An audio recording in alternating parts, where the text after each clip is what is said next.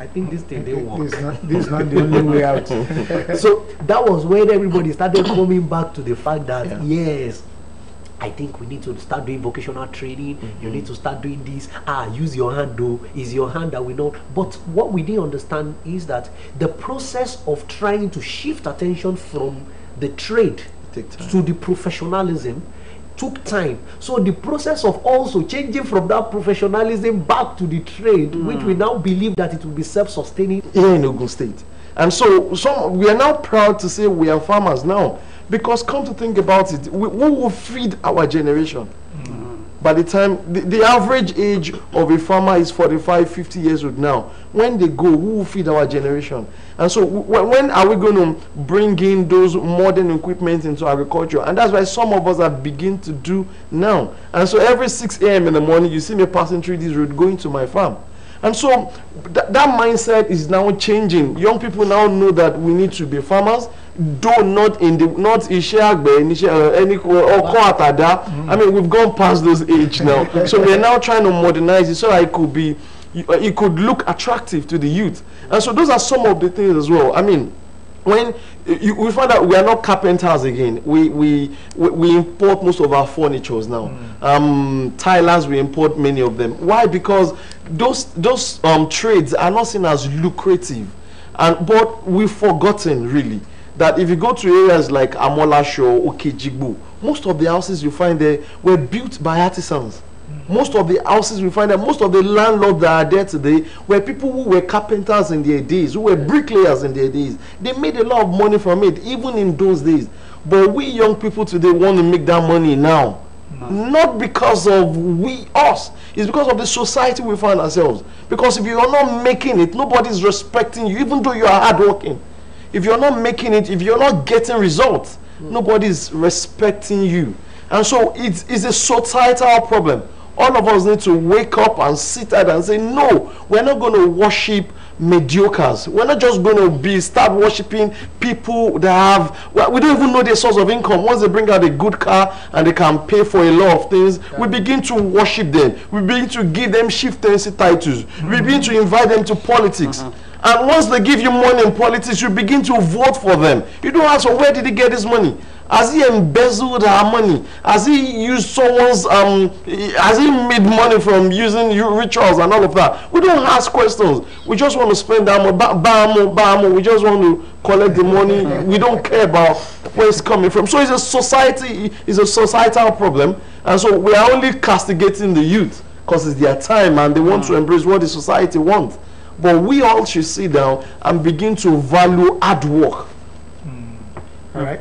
Is our mommy in the house?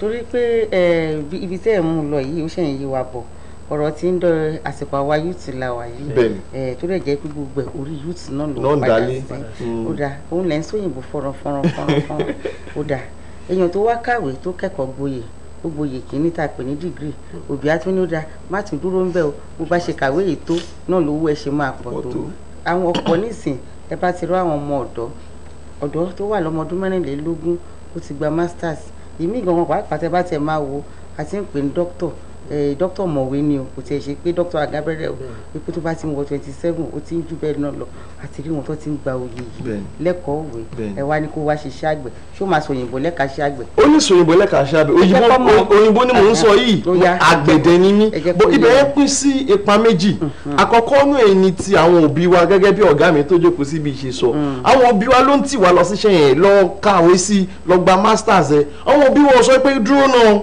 láti kékeré ni mo ti ń rí ẹ tó máa ń tasẹ̀ báyìí ṣé o lè gbá bọ́ọ̀ ni ó yá jẹ́ ń gbé ẹ lọ field ó yá jẹ́ introduce ẹ sí coach kọ́ encourage wa nínú ọ̀wọ̀n tí Ọlọ́run ti dá mọ́ wa. mo ń wo channels news lánàá mo rí 2-year-old ní Indonesia kọ́ ni tó jẹ́ artist ni ó dẹ̀ ń kọ́ art ó dẹ̀ ń ra àwọn art ẹ̀ ní $500,000 Channels TV ni mo ti wò lánàá. And so àwọn parents wa wọ́n encourage wa ní ọ̀wọ̀n ọ̀lànà yẹn wọ́n rí àwọn nǹkan tí Ọlọ́run dá mọ́ wa láti kékeré kọ́ wá develop àwọn traits and characters yẹn débi pé a lè lò á lè mú wá fún wa lónìí àwọn ibi tó ti bẹ̀rẹ̀ nìyẹn bá nísinsìnyí kọ́ èèyàn rí pé láti kékeré ni ó ti ń act ipa wo bọ́ọ̀rọ̀ dẹ̀ ṣe dá mọ́ lẹ́nu orí rédíò lè kí wọ́n ti máa sọ̀rọ̀ orí tv ọ̀hún ní ìwò bẹ́ẹ̀ pé náà gbogbo yẹn ò mówó jáde nàìjíríà o nǹkan tó ń pawó lórílẹ̀‐èdè ni wọ́n á bẹ̀rẹ̀ sí tì wá síbẹ̀ yẹn ẹ jẹ́ mọ̀ pé dókítà ti ń wáṣẹ́ tó dókítà ń wáṣẹ́ fún 5 years lórílẹ̀‐èdè tí wọ́n ní rí dókítà wọ́n wáṣẹ́ gidi alábẹ́rẹ́ dókítà alábẹ́rẹ́ ni wọ́n wáṣẹ́ gidi bá ṣe ń sọ̀rọ̀ tí wọ́n rí òun bẹ́ẹ̀ kó ta mọ́ hospital mélòó la ní báwo la ṣe ń expand àwọn hospital yẹn sí.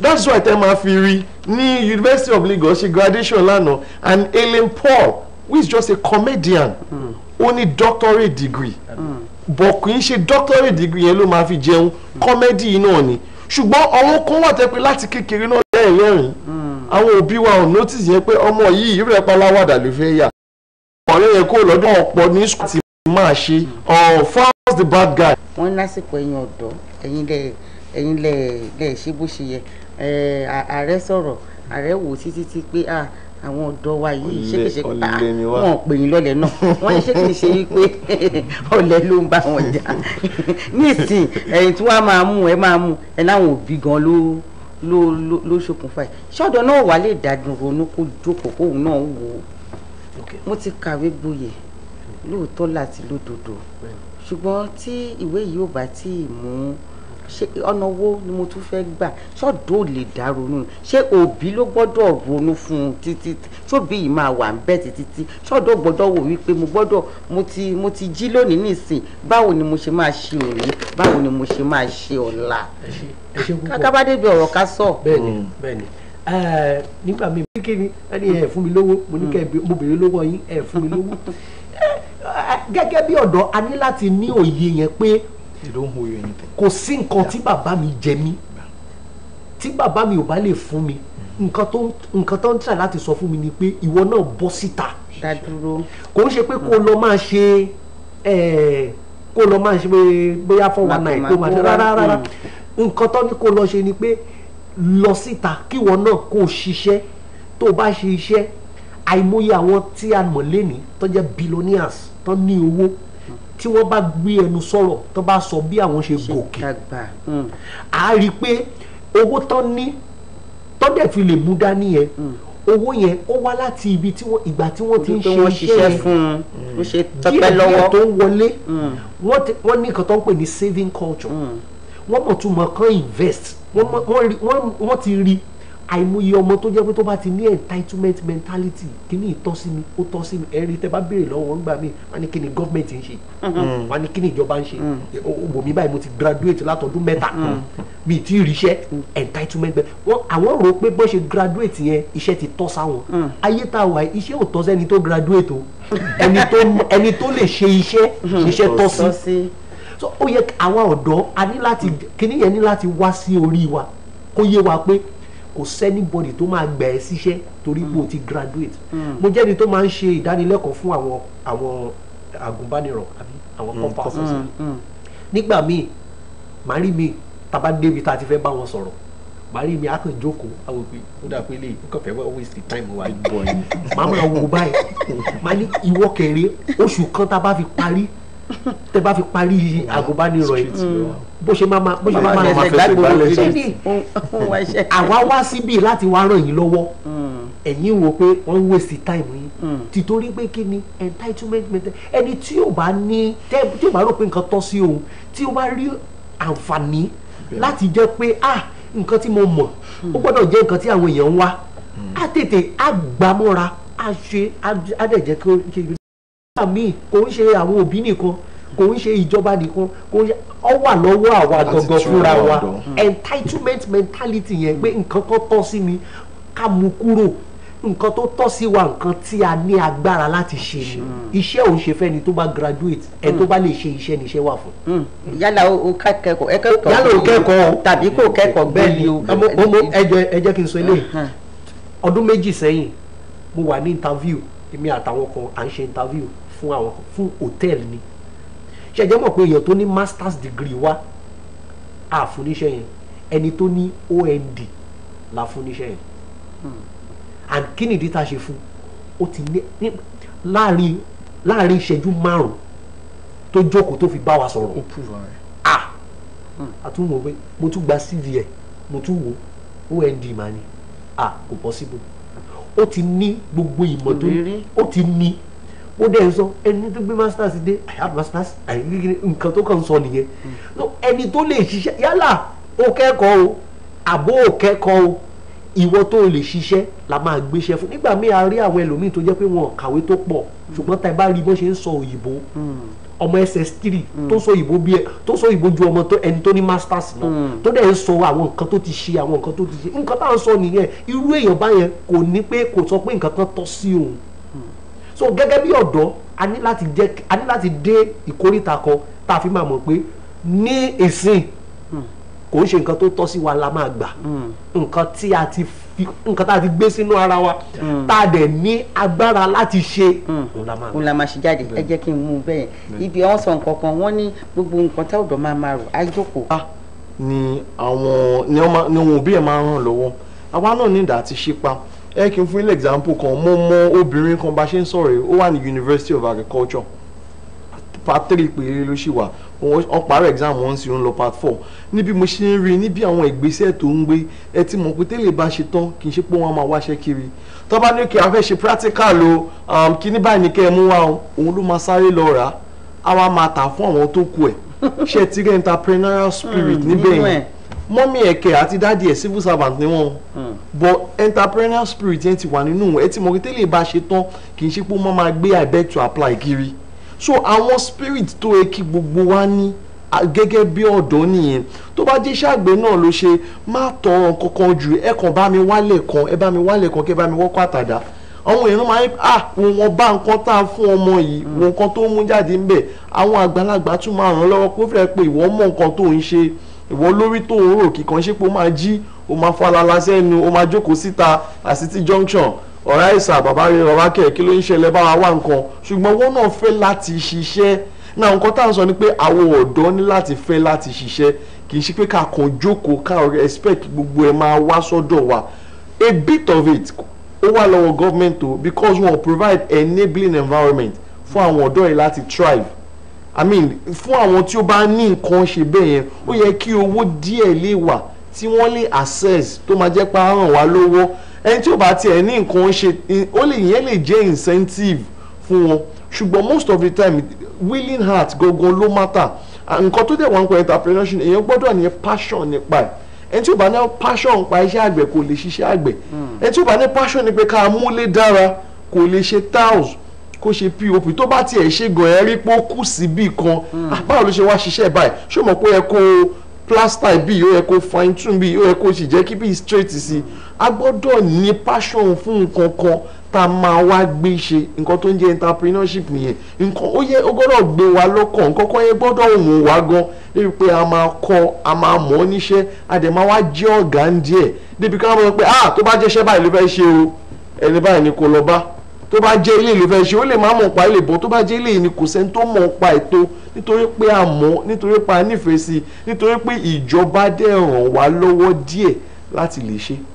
ẹ sọ nǹkan kan mo fẹ́ bẹ́ẹ̀ ni mo fẹ́ ṣàkóso gẹ́gẹ́ bí ìbéèrè tẹ́ béèrè ṣe rí nísìn lásìkò tá a wà yìí gẹ́gẹ́ bí ọ̀dọ́ tí mo bá fẹ́ ṣe nǹkan tí ò sí owó tí ọ̀dọ́ ní òun là ń pè ní ọpọlọ ọpọlọ ní owó ọ̀dọ́ ní àsìkò tá a wà yìí so mo ti lọ sí ilé ẹ̀kọ́ láti lọ kẹ́kọ̀ọ́ iṣẹ́ àgbẹ̀ ṣùgbọ́n mo rò pé torí pé kò sówó ṣùgbọ́n ẹ̀kọ́ tí mo kọ́ yẹn ṣé mi ò lè lo ẹ̀kọ́ yẹn ní àwọn farms tó wà around àwọn farm tí mo mọ̀ tó wà ní àyíká mi ṣé mo lè lọ síbẹ̀ kí n lọ bóyá bó ṣe ń ṣe ẹja ni mo mọ̀ tí mo mọ̀ ju ẹni tó wà ń bẹ̀ lọ máa sọ fún ẹ àkódà nǹkan tí mo mọ̀ ni mo dẹ̀ lè bá ẹ ṣe tí ẹ dẹ̀ ṣe kí ni ẹ dẹ̀ lè fún mi lọ́wọ́ torí ṣẹ́rí kìíní kan wà tá à ń pè ṣiṣẹ́ fúngbà díẹ̀ láti kó jọ fún rẹ̀ náà kò ń ṣe pé iṣẹ́ tó jẹ́ pé wọ́n máa gbà síṣẹ́ òun náà lè dúró yàrá fọ̀rọ̀ lọ yes volunteer consultant so kí ni ọ̀dọ́ ní kí ni ọ̀dọ́ need láti lè jẹ́ kí irú nǹkan báyẹn ṣẹlẹ̀ òyìnbó pé kíní kan ní research ara wàhálà tá a ní gẹ́gẹ́ bí ọ̀dọ́ lé ní ara ẹ̀ nìyẹn ọ̀dọ́ fẹ́ jáde láti lọ bẹ̀rẹ̀ iṣẹ́ láti lọ bẹ̀rẹ̀ business ẹ béèrè kí ló mọ̀ nínú nǹkan tó fẹ́ ṣe yìí kí gan ló mọ̀ tá a bá jókòó pẹ̀lú ọ̀dọ́ yẹn tá a bá ní pé òkè kí ló mọ̀ ẹlòmíì máa wá wò pé mo ti rí àìmọye àwọn ọ̀rẹ́ mi tó jẹ́ pé nígbà tá a fẹ́ ṣe nǹkan tá a fẹ́ ṣe afúnra wa ní ẹ̀wọ̀n tó bá sọ pé afúnra wa ní standard a ní nǹkan báyìí la gbọ́dọ̀ mọ̀ ẹlòmíì máa jókòó á dẹ̀ jókòó sórí YouTube gbogbo nǹkan tó bá wà lórí YouTube lórí nǹkan tí mo fẹ́ ṣe yẹn gbogbo ẹni màá mọ̀ ẹlòmíì á jókòó orí Google lásán ni gbogbo átíkù tó bá wà lórí kinní yẹn gbogbo ẹni màá mọ̀ ẹlòmíì á lọ máa bá ṣe bí ìwé mo mọ̀ mo fẹ́ ìrírí ẹ jẹ́ kí n lọ máa bá wọn tó ti ń ṣe á máa béèrè ìbéèrè á máa béèrè á lọ sọ́dọ̀ ẹni á béèrè akọ́lẹ̀ á lọ sọ́dọ̀ ilé á béèrè akọ́lẹ̀ láti ibẹ̀ ó ti kó àwọn nǹkan jọ ọkùnrin kan kọ̀wé kan nígbà kan orúkọ ẹ̀ jẹ́ Napoleon Hill ó kọ̀wé yẹn Think and Grow Rich òun ò fi bẹ́ẹ̀ lówó ṣùgbọ́n nǹkan tó ṣe ni pé ó lọ bá àwọn bíi tí a bá lówó ká go back sí ọpọlọ nǹkan tá a ní lórí nǹkan tó ṣe ń pè wá ní ọ̀dọ́ kò ń ṣe apá ọpọlọ ni pé a lè fi orí wa ṣe tẹ bá gbé èmi 30 years tẹ bá gbé mi sí tọ́ sí mi ṣùgbọ́n mi ò dúró nǹkan tó. gbogbo ẹ̀ lọ ti fi kọ́ lọ sí mi sí gbogbo wà náà láwọn ilé ẹ̀kọ́ ṣé pẹ̀lú ìgbésẹ̀ yìí ṣé á yá kọ́kọ́ láti padà sẹ́kọ̀ọ́ṣẹ́ ọwọ́. bẹ́ẹ̀ni ó máa yá torí gẹ́gẹ́ bí mo ṣe sọ nígbà lọ́rọ̀ process ó ní pé nísìnyí a ti ní ẹ̀kọ́ a ti ní ìmọ̀ a ti wá ń fi ìmọ̀ kó nǹkan tá à ń kọ́ ní láyé ìgbà yẹn tẹ bá rí ẹni tó bá fẹ́ máa ṣe irun tó bá sọ pé hairdresser nísìnyí kò sí hairdresser. If you are a young man, you know what it takes, the struggle you went through before you come into office. You will know that you still have so many youths that doesn't have this opportunity. But at the time when the youths themselves really need one another, rather than supporting one another, they rather pick up the crumbs and begin to still do the usual being political talks and all of that. With all this little money, they change the attitude, little money, they misbehave and all of that. Do you really see this entrepreneurial mindset really manifesting as quickly as we think? Yeah, I mean, that's exactly what we see. Let me start from where he stopped. He said when you do those things and you get results, then fellow youth begin to look at you and they'll be like, oh, this person is a farmer and is getting his result. This is a fashion designer. We have some fashion designer that designs clothes, I mean native that we're wearing today, that didn't call anything less than 10,000 naira. And their mates who are not educated, who are not doing it the way they're doing it, they collect 1,500, 2,000 naira.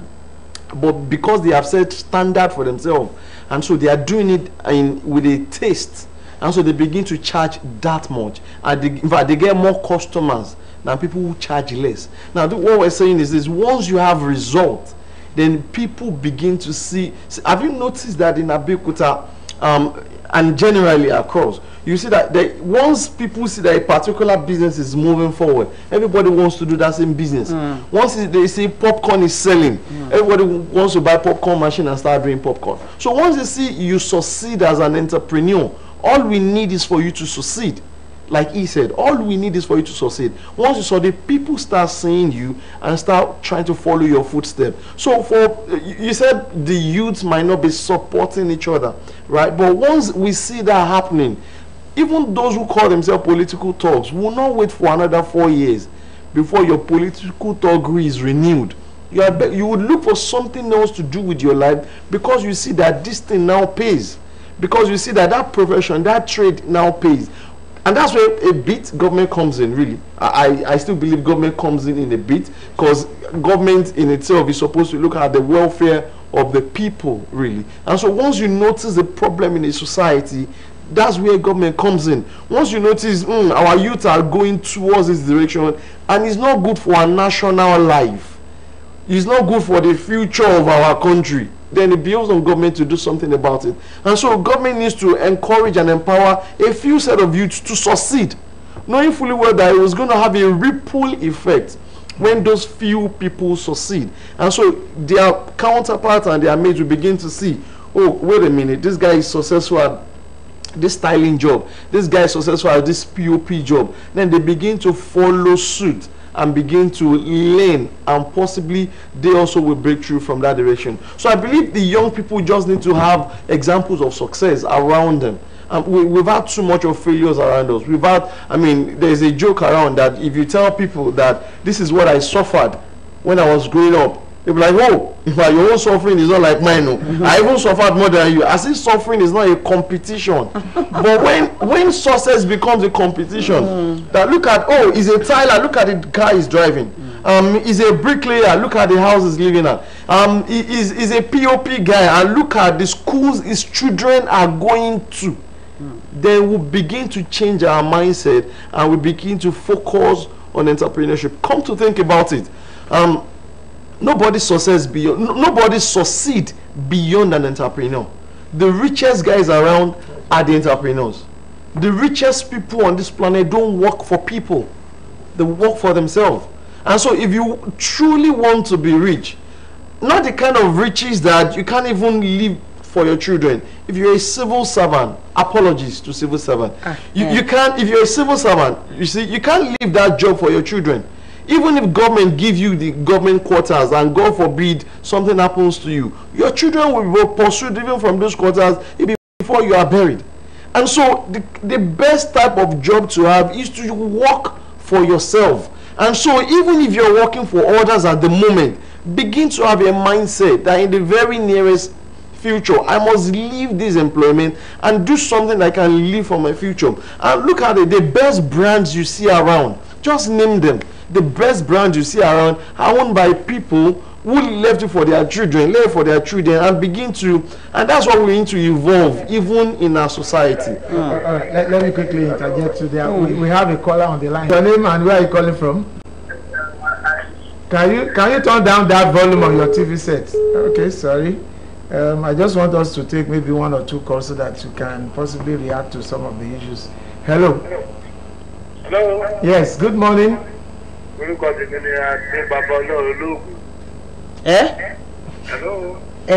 Orúkọ yín lẹ́ẹ̀kan sí. Ani Baba. Oh yeah. Where are you calling from? No. Network ò jẹ́ ká rí gbọ́n dáadáa. Hello. Hello. Good morning. Hello, good morning. Hello, good morning. My name is.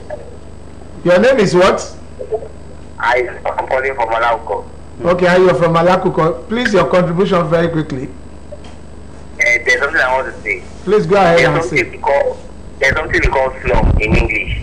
That's what is happening in our white collar jobs nowadays, because most of them, they don't want to. The mechanic on the street needs a whole lot of money than the cashier in the bank. But they don't know.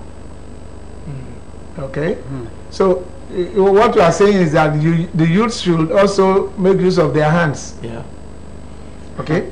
Well, we'll still pick more calls.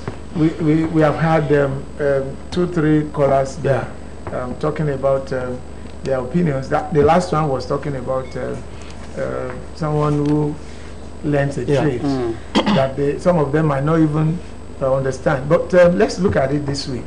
There's this other issue. When someone who is a young entrepreneur sees another one that works for government, even though let me say government that is employed somewhere, when they see that person, the way he comports himself, he knows how much he earns at the end of the month, so he knows his limits. You understand? For that reason, he keeps to, and they see him as somebody who is living a better life.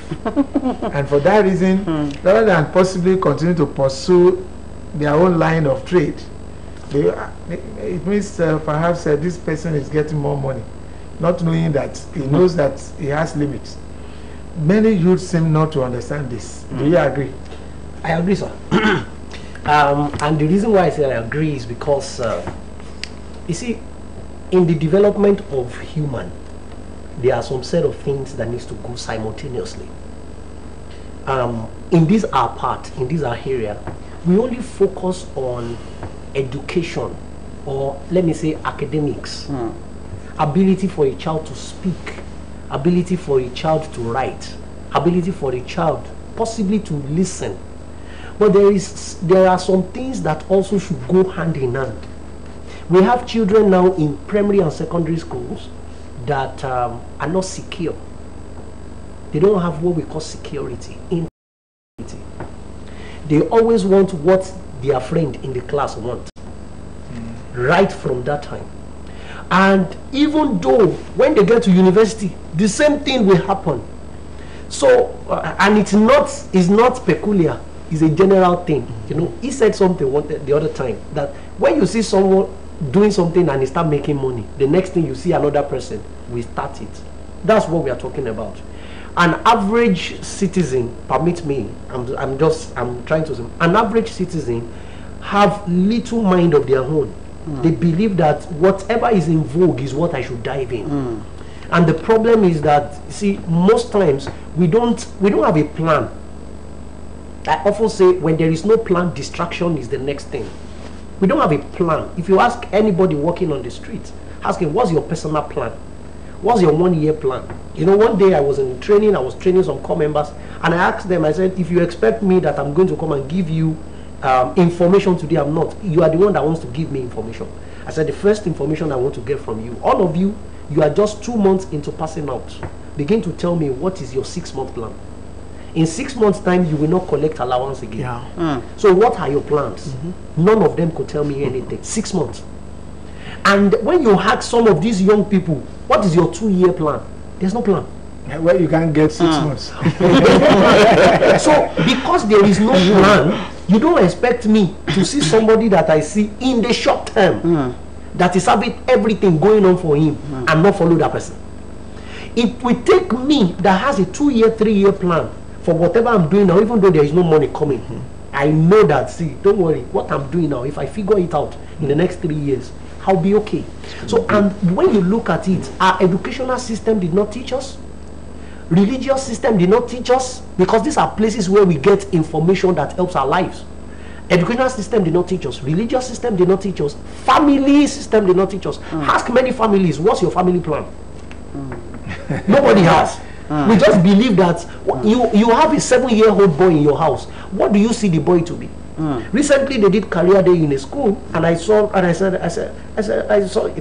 parent and another one. They are trying to say, no, doctor, no, mommy, this one, we say, no, lawyer. And then I looked at it. I said, you are sounding, the two of you are sounding to me as if you don't have a plan as a family, because this thing starts from there. So these are platforms that actually help the child to be secure and independent in itself. That no matter what my friend is doing and making, civil service, and then when you try it didn't work, you go to another one, you look for another thing, then you go again, you look for another person. That's the problem. So when the reason why we have such things is that, you see, we have a system that develop people that does not inculcate their psychological system into it.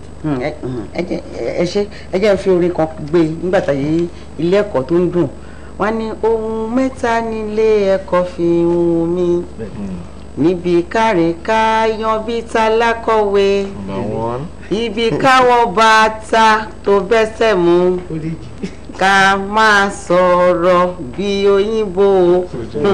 Ṣé kìí ṣe gbogbo eléyìí ló kó sí àwọn ọ̀dọ́ lórí tó wá wò pé tó bá fi ṣiṣẹ́ ọwọ́ iṣẹ́ ìdọ̀tí ni.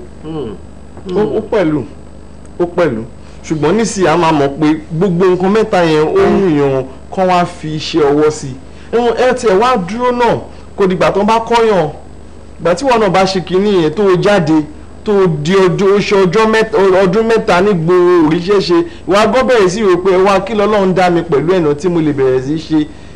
Ẹlòmíì bá lásán ni nísìn ó dẹ̀ gbé ìbò pẹ̀lú ẹ̀, ó ti kọ́lé, ó ní ṣọ́ọ̀bù bíi 3 láàrin Abẹ́òkúta yìí bá lásán, ṣùgbọ́n ó kàwé pẹ̀lú ẹ̀. So àwọn nǹkan tá à ń sọ nìyẹn, ìwé ṣe kókó, àní pé kò ṣe kókó, a gbọ́dọ̀ kàwé. Ìfàtà bá kàwé ló ń jẹ́ kí society wa increase, because bí ẹni tó kàwé ṣe máa hùwà, ẹni tí ó kàwé ò lè hùwà bẹ́ẹ̀. Àwọn nǹkan tí ojú ẹni tó kàwé ti rí ẹni tí ó kàwé ò tí ì rí bí wọ́n ṣe ń hùwà láwùjọ ẹni tó kàwé lè make informed decision. Hello, good morning. Good morning. Your name and where are you calling from? Yeah, I'm calling from Taraba. Oh, okay. From Jalingo in Taraba. The name again, please. Okay. Please go ahead. Yeah, I greet the two gentlemen that seated there. Thank you.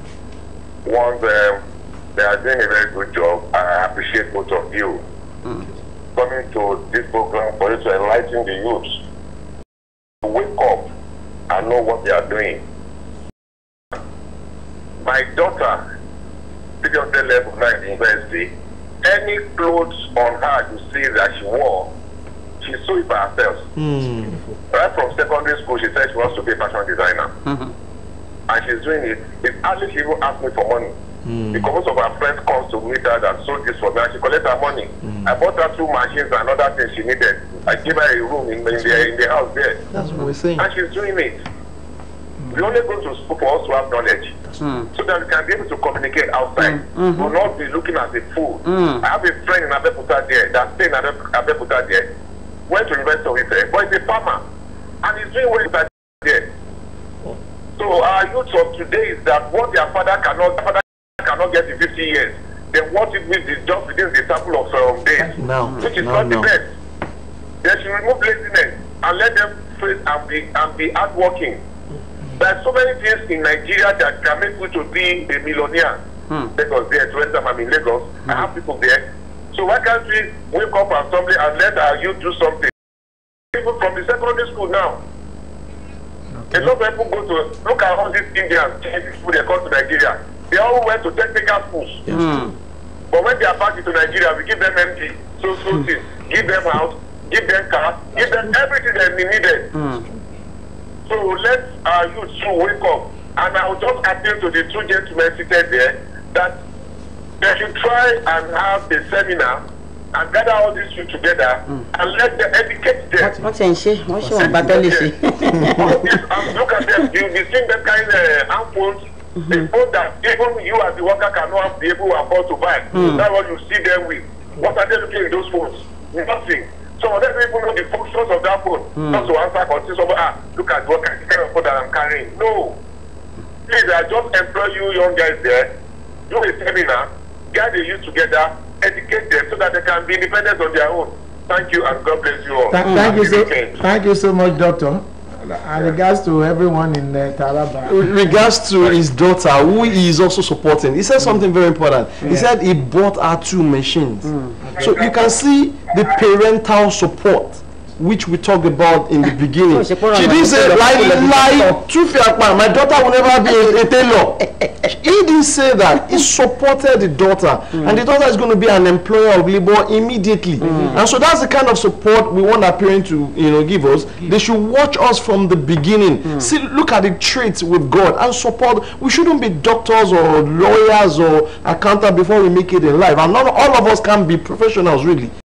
But we can be student in a school that wake up, in fact 12 p.m.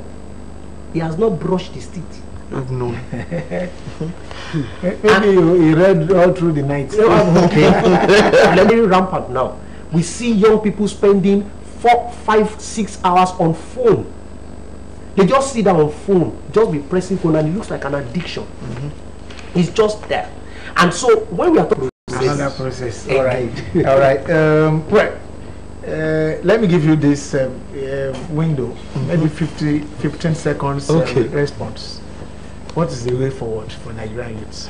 Way forward for Nigerian youth is for us to wake up and realize there is no white-collar job out there. So look inward. What is it has God blessed you with? What is it can you do that can turn things around for yourself and your family?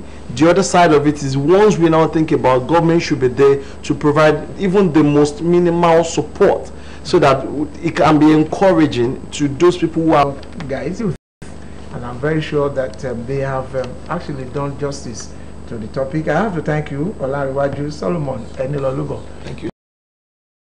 ọjọ́ ẹtì wọn máa yí bíríbíríbírí pẹ̀lú ọlọ́kan ìjọ̀kan àwọn ọ̀rọ̀ gbàǹkangbè tá a máa ṣe ìdánilẹ́kọ̀ọ́ ẹ̀yìn àyàwòrán ọlọ́wọ́ bọ́tì gbogbo náà ni mo kí Káyọ̀dé Táíwò lágbèrè.